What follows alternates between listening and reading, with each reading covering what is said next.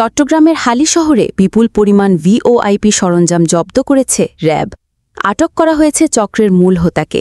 অভিযানে পরিবার নিয়ে বসবাসের আড়ালে বাসায় অভিনব কায়দায় বানানো অবৈধ টেক দুনিয়ার সন্ধান পায় র্যাব। চট্টগ্রামের হালি শহরে সচল হয়েছে voice over internet protocol VoIP device.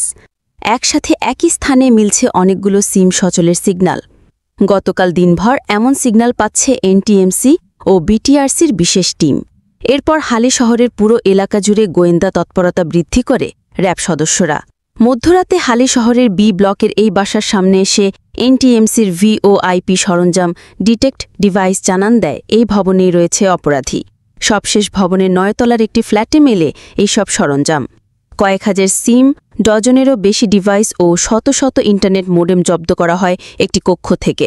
আটক করা হয় এ চক্রের অন্যতম হোতা মিজানকে। তথ্য ছিল যে একটা বাসা থেকে অবৈধভাবে ভিওআইপি বিজনেস পরিচালনা করা হচ্ছে। তো সেই তথ্য সূত্র ধরে আজকে আমাদের এই অভিযানটা পরিচালনা করা হয় এবং আমরা আজকের এই অভিযানে একজন অভিযুক্ত ব্যক্তিকে আটক করতে সক্ষম হয়েছি এবং সেই সাথে আমরা বিপুল পরিমাণে ভিওআইপি ব্যবসার সাথে জড়িত ইকুইপমেন্টসে ক্যাপচার করতে সক্ষম হয়েছি।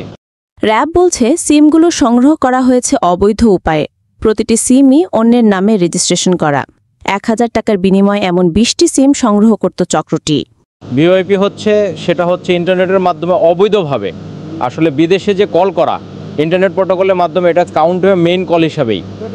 তো আসামি যেটা বললো ওর যে হিসাব সেটা যেখানে 1 টাকা হয় সেখানে সে 75 পয়সা করে দিচ্ছে অপারেটরকে, আর 25 পয়সা করে তার প্রতি মিনিটের লাভ হচ্ছে।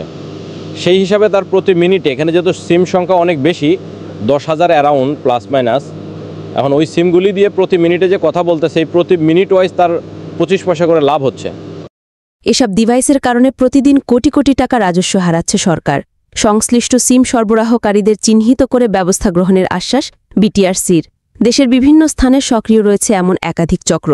তাদের আইনের আওতায় আনতে অভিযান অব্যাহত থাকবে বলে জানায় প্রশাসন।